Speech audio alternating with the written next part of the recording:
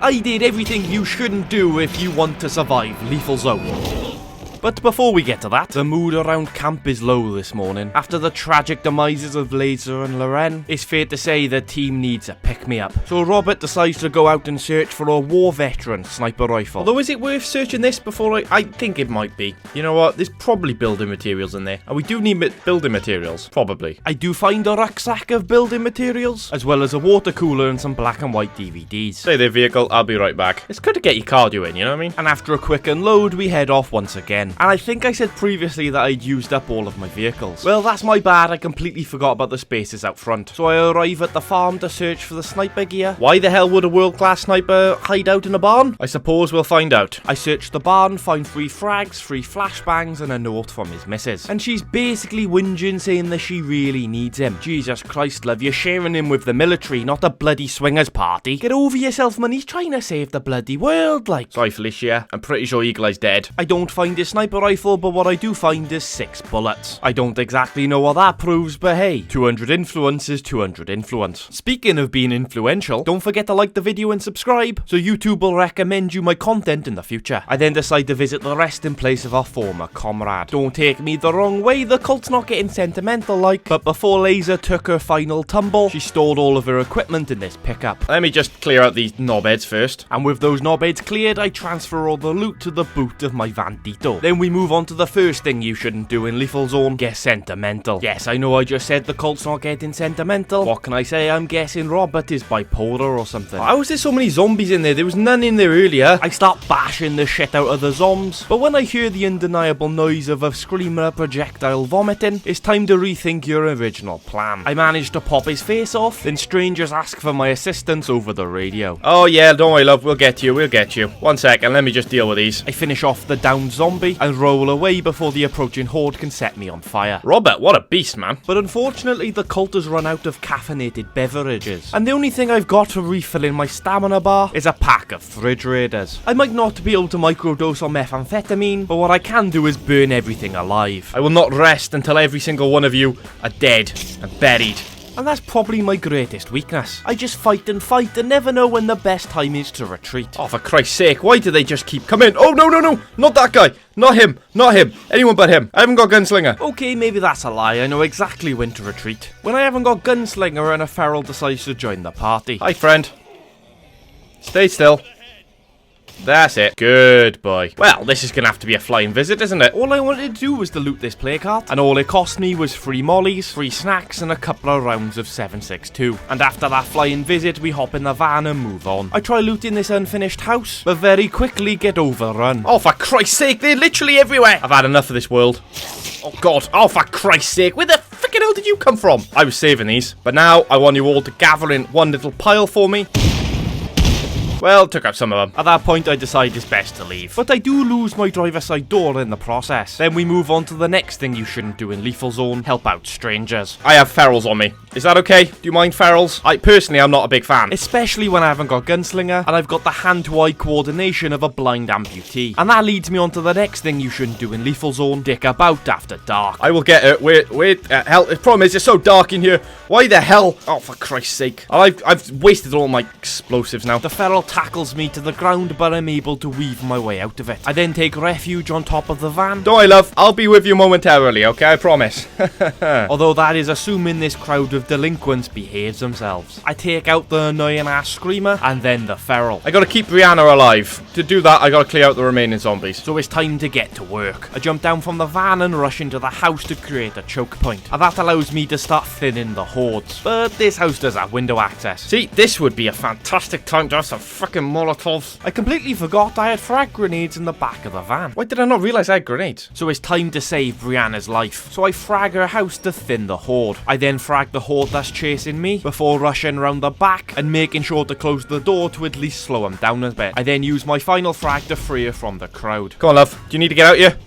Oh, come on, if you follow me, I can keep you alive. But instead, she doesn't come with me, she just starts waddling about a bit. I then hear the unmistakable groans of a juggernaut. We need to stay in this building if you want to remain alive. If you go outside, you're dead, love. Alright, I can't save you against a juggernaut. But she refuses to heed my warnings. Brianna, no! Oh, she went outside. Oh, you frickin' moron. Honest to God, what am I supposed to do? I've done everything I could to keep her alive, chat. So far, we've failed terribly. So it's time to come up with a different strategy. I abandon one of my existing outposts, then go creeping around that unfinished house from earlier. And with there thankfully not being anything in here that wants to eat me, I claim it as an outpost. And even though I've only got 4 ammo resources, I create myself a minefield. And the sounds of zombies bursting into flames all around me is like music to my ears. That's why I love update 33. And seeing as Robert has done all he can, I swap out to Gaz. He's our last red Talon. Gaz repairs the van, loots the entire petrol station from earlier, then makes his way over to the pissheads who we helped out previously. But I'll be honest, I'm not in the mood for alcoholic shenanigans. So I tell him to shove that still up their fucking arses. I then make my way over to a play cart that's in their neighbourhood to show them I'm still the boss of this town. The heart is located in a bathroom. It's tighter than the pockets of FSG, but that doesn't matter because Gaz is one agile boy. He can fight off the plague zombies that have entered the house while still battering the heart with my heavy axe. Okay, pretty sure you're the Juggernaut. It also seems Gaz is one kinky bastard. I managed to get the first phase out of the way while fighting off the approaching hordes. I then retreat to pop a bloater grenade, but I'm not able to follow it up with a Molotov. Oh shit, no. And by the time I fought my way to safety, the gas has already dissipated. There is a Juggernaut around there, but it's okay. I got plans for this. And that plan is a simple one. Finish the heart off and run like fuck. There's still a Juggernaut here. I want to lead him away from the car. I'm even nice enough to break down the fences for the big brute. I then try leading the rest of the horde away before coming up with a contingency plan. Cleo fire support. Something that would have been incredibly useful in the previous episode. However, as discussed fairly regularly, I'm a complete and utter moron and completely forgot I had access to it. And it's at this point I'm fairly certain that Cleo fire support does not work on Juggernauts. But that's alright, the original plan has been completed and I can run back to the van. But not before stealing as much as I can from the crusty dead shell in that house.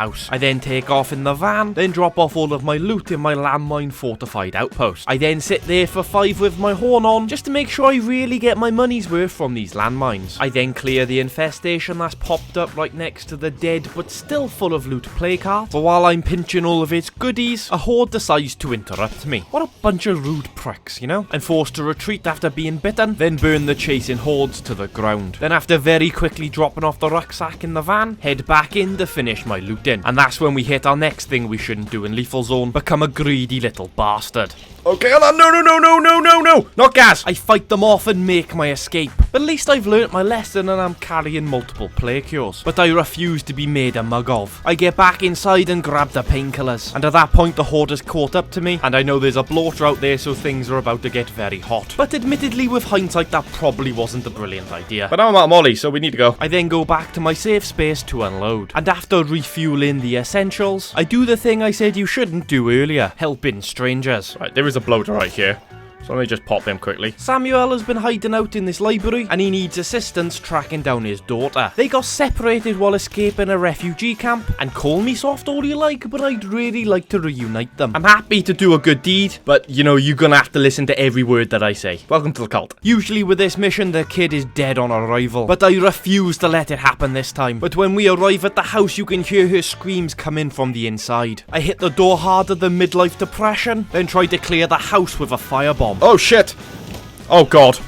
I'm so sorry to your daughter. But a mixture of gunslinger and burning diesel refused to let that bitch die. Samuel thanks me for saving his daughter, even if the methods were unorthodox. They give me a book about craftsmanship for my troubles, and head off into the nighttime. But something happens while deciding my next move. Oh, you frickin' morons, honest to God. When I said earlier I'd like to reunite them, I misspoke. I meant to say I'd like to reignite them. You give me my influence, it's all down to you now to keep her alive. Bye guys. I basically said no takesy backsies, hasta la vista son. Now it's time for Gaz to really show Laser and Loren how to take down the bloody play cart. I park with my engine blocked, so nothing can jump on when I make my escape. I then get a couple of powerful hits in, while still managing to avoid the crowds. I don't quite get enough hits in to phase it, but right now I'm just amazed I haven't been bitten, or even touched. Our boy Gaz is moving with the agility of a meffed up mountain lion. After leading the majority of the hordes outside, I finally phased the heart. Right, is that what I think it is? I don't know, it's too bloody dark to see. Without knowing for certain if it is a ferret or not, I decide to play it safe and climb onto the roof of the van. But that's not how we're gonna finish this art. After jumping through another open window, I pop a bloater bomb, then follow it up with a thermite grenade. No, oh my god! That should do some serious damage. The feral then decides to chase me down, but me and Gunslinger are an unbeatable combination. Oh my god, how is that thing not dead yet? And by thing, he doesn't mean Gaz. It can't have much health left. It has thermite grenade, as well as a bloater. I get one more big hit on it before the hordes catch up to me. I then decide I can't be arsed with this shit anymore, and finish it off from the safety of the roof of my van. This fucking thing should learn how to fight.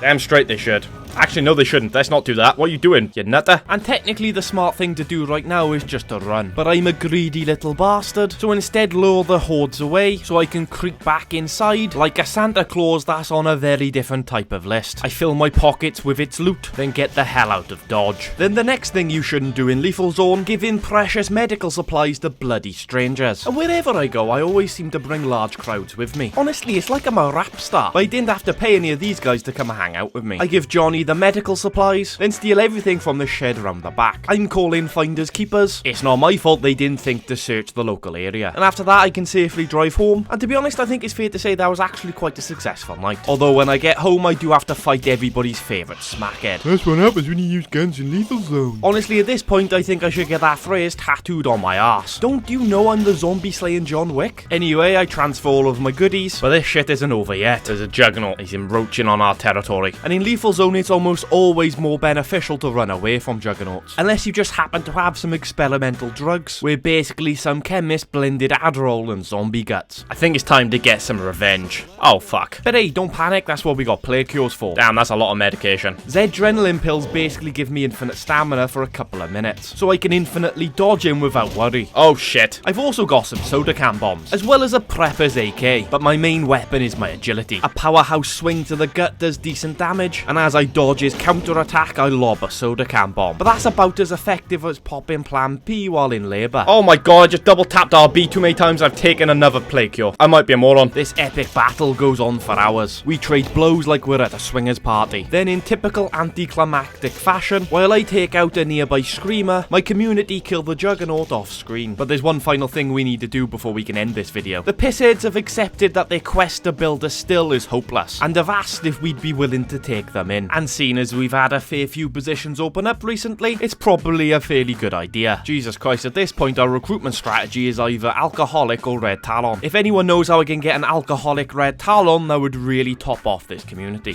His name's Hooch and he's a freaking bartender. Of course you can join me. In the comment section, can you welcome Shelley, Jermaine and Hooch to the cult? And in the next episode, we'll be really testing out these guys to see if they're cult material.